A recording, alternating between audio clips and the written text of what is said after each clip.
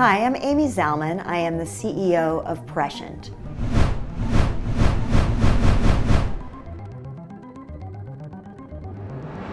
Amy Zalman is the CEO of Prescient, a consulting company on business and technology. Amy Zalman is a professor of strategic foresight at Georgetown University. Ella es una profesional muy reconocida, ha tenido mucha experiencia, ha asesorado al gobierno y las Fuerzas Armadas de los Estados Unidos, ha también asesorado un sinnúmero de organizaciones civiles en temas de seguridad nacional y de pronósticos del futuro, tanto en Estados Unidos como alrededor del mundo. Dr. Amy Zalman is an author, educator, and consultant with expertise in helping people anticipate and shape the impacts of the current trends in our world.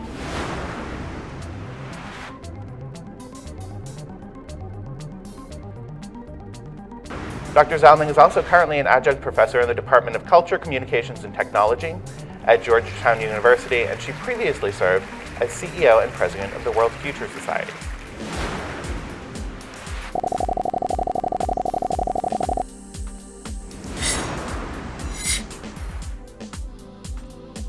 So let me share my hope for our next 30 minutes together.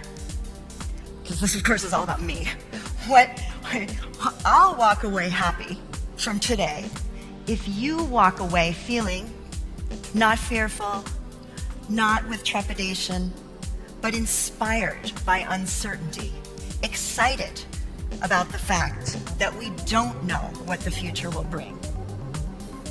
What if instead we all left this room feeling that precisely because of its formlessness, we have the opportunity to shape, to mold, to adapt as we like, to innovate for the future. What are artists creating now? What are venture capitalists venturing into now? What kinds of changes are in their very early stages? They're just thin streams, they're just fledgling beginnings that might widen into rivers that we'll later call trends. We have choices. It is probably self-evident to say this, and yet it seems that there's never too much that it can be said. The future is not written. Talking about what is coming up, what are trends, that's still not the future. There are many potential futures. The real key is decision-making with an eye toward the preferential future, the one you want. And this brings us to the need for courage and imagination.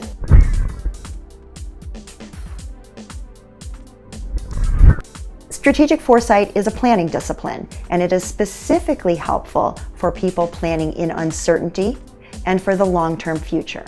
Now, we know we're in very uncertain times right now, economically, politically, geopolitically, climate change, society, technology, right? These are all in flux. So a lot more people are turning to strategic foresight. I don't see the publicly held corporation going away anytime soon, but it does seem to be that there are a rising number of privately held companies because of the wealth that single individuals or families can amass. That they have the capability of acting without shareholders. They don't need their funds or funding, and that makes them very powerful. 더욱더 확대해 나갈 수는 없을까요? 오늘날 한국은 이미 많은 이주민들과 외국인들이 사는 다문화 국가가 되었습니다. 그리고 미래에 한국은 더 많은 이주민을 필요로 하게 될 수도 있습니다.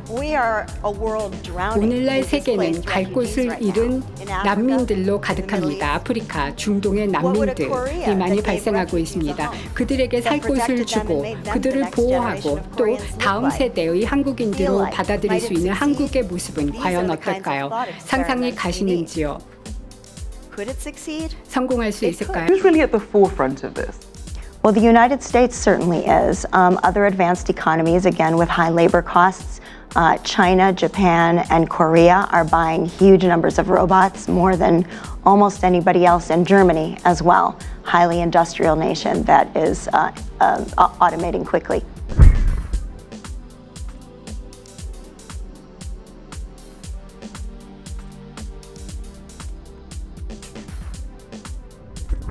Thinking about trends and thinking about what could happen in a very specific and systematic way provides you insights that aren't out there. They're not published. They're yours. They're proprietary. and they function as a form of advantage that can give you a competitive edge. The story comes first, but that story is not a simple thing. It's not a simplistic thing. It's not a communications thing only, although it becomes communications over time. The story today for any institution is the story of transformation. The story is, who are we?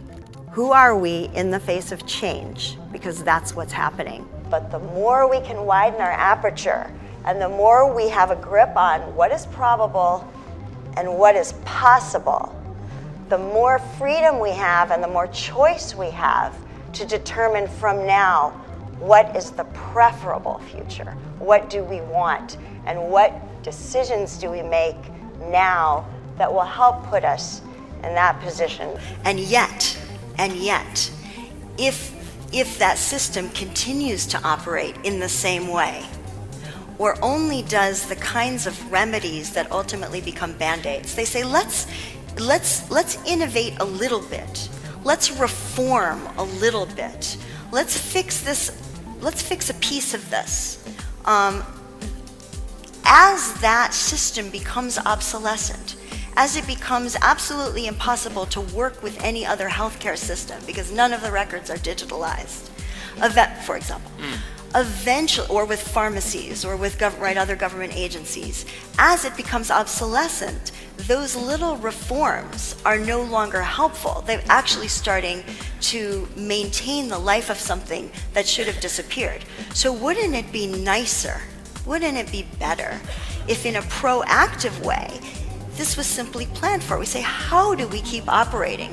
Well, what we understand is that we are moving toward a wholesale transformation. Ultimately, we have a vision of where we want to go. And the kinds of reforms that we are going to make are going to be in the interest of transformation, not in the interest of keeping the old system.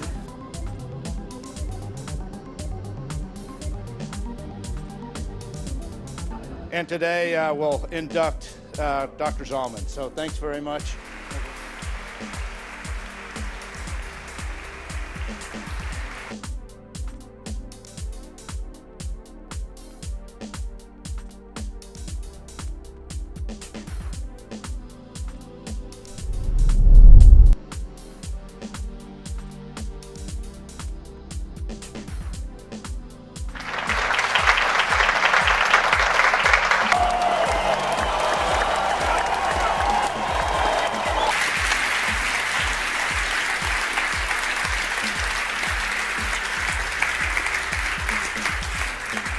Thank you for this inspiring talk, Professor.